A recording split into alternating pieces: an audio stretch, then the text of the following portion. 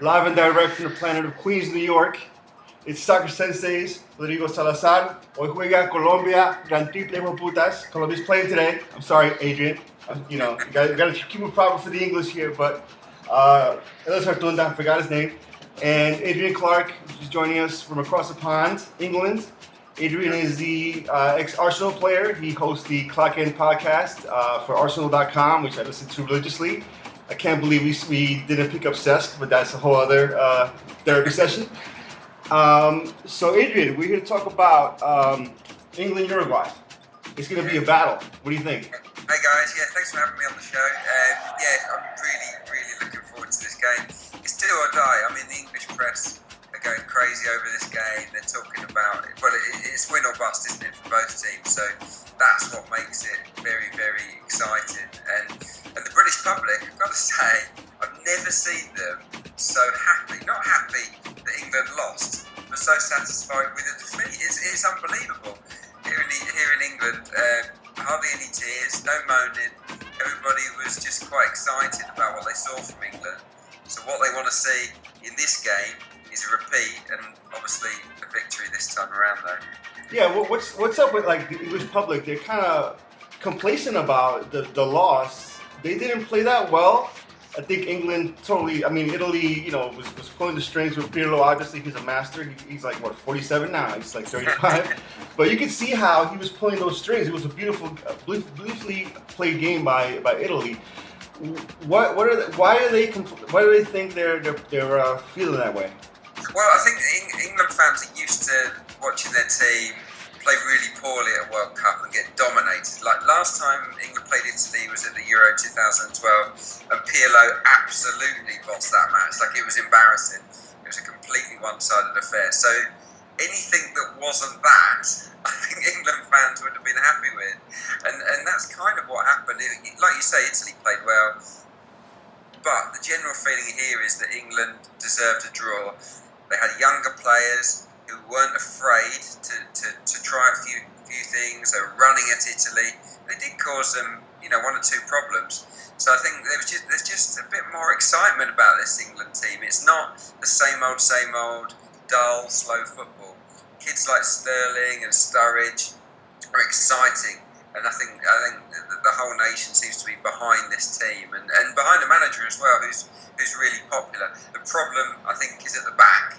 England need to tighten up defensively, because obviously if they give away chances to Cavani and Suarez, they're in big trouble tonight. And also, I hear Abel Hernandez, who's really fast, is also going to be playing for Uruguay. For me, I think that they need Lallana. They need somebody creative just to make some plays going forward. I think Rooney. We spoke about this on Twitter. I think Rooney should move up a little bit more, because he's kind of lost in the middle there. Like, he's just shooting from outside, and he's in bad form. So he needs some easy shots, like they say in basketball, some easy layups in a way.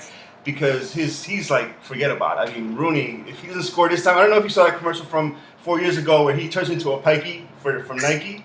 Like that, he's about to be with Brad Pitt somewhere in one of those mobile homes up there. What do you think? Do you think Lallana should come in, or? I see the logic in picking Lallana. He looks after the ball really well. He's technically excellent. The thing is, Rooney's still England's best player. If Rooney plays to his potential, he's the guy that can win any game for England. The debate here has been, where is he going to play? Because in the last match he played on the left-hand side, didn't suit him at all. He spent most of his time at left-back, chasing shadows. This time, by all accounts, Roy Hodgson's going to put him in behind Daniel Sturridge in the position he wants to be in. And then, perhaps Lallana might come in for Welbeck. I think he'll stick with Welbeck, and Sterling will just switch from the centre to the wing. So that's the only real change. But England have to get the best out of Wayne Rooney. Otherwise, they're not going to score the goals they need. Having said that, I wasn't very impressed with Uruguay. I thought that defensively they were a little bit dodgy. So if Rooney's on this game, if Sturridge is on this game, if Sterling is at it, I think England could be. Yeah, we have one of our fellow senseis, Juan Arango. He is following the Costa Rican team, and he says the Uruguayan camp is in total disarray. They don't know what hit them. I think they went into that match thinking it's a walk in the park, and it was not. Joel Campbell to me, I mean, again, Arsenal moment is kind of like a Carlos Vela in the making, where he plays really well. Then when he may not do that in the Premier League, but yeah, Uruguay. I mean, Uruguayan camp is in total disarray. Well, this is good news. This is news to me, and I'm happy about that. Yeah, I mean, look, Diego Godin is a decent defender. Obviously, they've lost their right back, Maxi Pereira, to suspension. Fusile is okay. Kachiri's left back. I mean, he's more of a centre back for me. And yeah, I think England were hoping that Diego Lugano, the captain, would actually play, because he is seen here as being a real weakling. But of course, he's injured. So whether that's good or bad news for England, we'll have to wait and see. What stood out for me actually was how badly Uruguay defended set pieces. They're all over the shop. So I think if Gerrard get the kind of deliveries he produces for Liverpool in an England shirt to the likes of Cahill and Jagielka, I genuinely think England can score from a corner or a free kick in this game. So yeah, it's one of these matches where we're all nervous, but we're also kind of expecting England to score at least 2 or 3 goals. It's a strange one. I hope it comes true. I'm really excited to see Luis Suarez perform in the World Cup. You mentioned Diego Lugano. Yes, the English do know him quite well for spending his time at West Brom, his past campaign. But I do think the deciding factor will be the morale. We saw it yesterday with Spain. They were just distraught. Yeah. There was no reaction. And in such short tournament, where you only have a 2 or 3 day rest before your second match, and now being a decider, I think that England does have the upper hand. Yeah, that's a really good point, I've got to say. Yeah, it is, as you say, it's such a short space between games. You don't have long to turn it around, do you? And if Uruguay are on their knees, and by the sounds of it they are, and it wasn't good. I mean, I looked at their team, and even with Suarez is brilliant. Cavani on his day can be brilliant too. But the rest of that team, it isn't anything special. The central midfielders, they're kind of tough guys, but they don't have a lot of creativity. There's not a lot of speed on the flanks. So there really isn't too much to be frightened of. So England, I think, is all about the start. If they can hit Uruguay hard from the start, as you say, like Chile did against Spain, get themselves in front, maybe that'll be enough to see them off. If Uruguay score first, then we've got a game on. And you got to have, if there's a fight between Wayne Rooney and Luis Suarez, I think who would win that? Who would win that fight? I think. What? Suarez is better. Yeah, Suarez beat him up, right? Suarez. But Suarez, he was just unbelievably good last year, just ridiculous. And I was there at Anfield when Liverpool thrashed Arsenal, and I saw it firsthand. And yeah, let's not talk about that. It's one of those moments. But look, he did it all season. He was just awesome, and he's got the potential to destroy England, no doubt. But Rooney, on his day, he can do damage himself, and I would say that because he's been fitter in recent weeks, Rooney should be in better condition for this game. But look, England can't afford to give away free kicks around the box, because Suarez, whether you're 100% fit or 50% fit, he's capable of whipping those balls into the top corner. So I would urge England's midfield and defenders not to give away fouls, and also to the fullbacks, don't keep bombing forward, because if you do, Uruguay will knock the ball into those channels. Cavani and Suarez one-on-one with their centre-backs. I don't fancy that. So I'd like to see England take very few risks and leave it to their forward players to really go for it. Before we get into predictions, Adrian, tell us about what you do for Arsenal.com. I mentioned the Clock End podcast, but just. Oh, thanks. Yeah, pleased to. Obviously, I'm a former player. I'm now a journalist. So they've got me to do some lots of work on the Arsenal TV.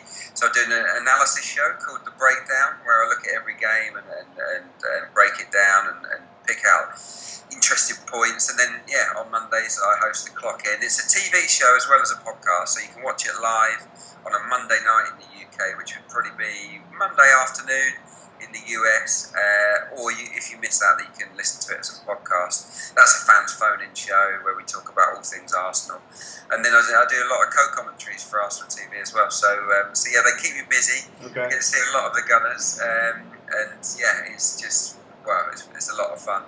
And it was great to see them win the FA Cup. I was there, which was exciting. Yes, exactly. And hopefully we can, the Gunners can go on and win some more things next season.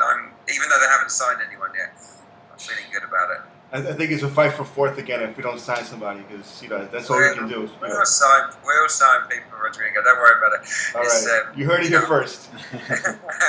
Well, Arsene Wenger, I think he passed up the chance to sign Serge. He touched on it at the start. He did that for a reason. Because he's very happy with Ozil, Ramsey, Wilshere, Cazorla, guys like that. And two, because he is planning to spend big money, but on different positions where Arsenal really need it. So, we're just going to have to be patient. We always have to be as Arsenal fans. But I believe it will happen. Okay. The Clock In podcast, I listened to it on SoundCloud. Is the only way to get it Arsenal.com, being a member, or? No, it's all the content on Arsenal.com now is free. You just have to register, and it doesn't cost you anything. But you just have to fill out a form to register, and you get all the content, video content, audio content. So yeah, you can watch it on Arsenal Player live, okay, or on playback.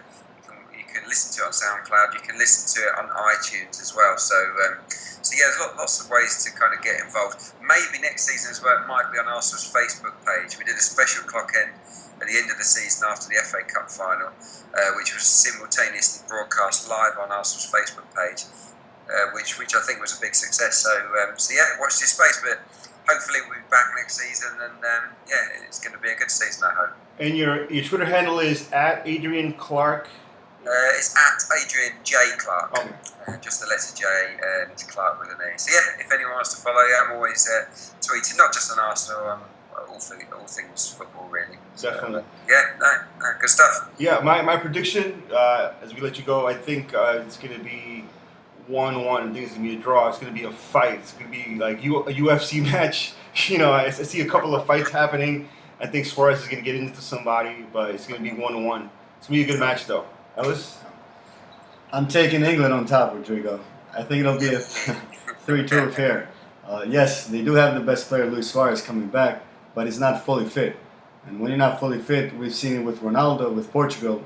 He was inefficient. And we saw it yesterday with Diego Costa, who had one of the best campaigns of striker ever in La Liga. So I do think that England will come out on top.